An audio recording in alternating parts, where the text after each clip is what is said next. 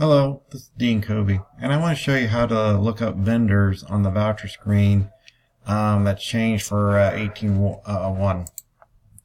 So if I put in 5530, this will search the vendor ID and look for anything that contains 5330. If I want to look by customer name, that will no longer work. If I'm somebody that wants to search by name, I just take the name, drag it over, and now if I search,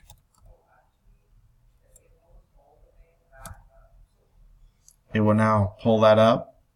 But if I search for 5330, that will not work. And you can do that with any of these fields. If you're somebody that wants to search by zip code, bring that over.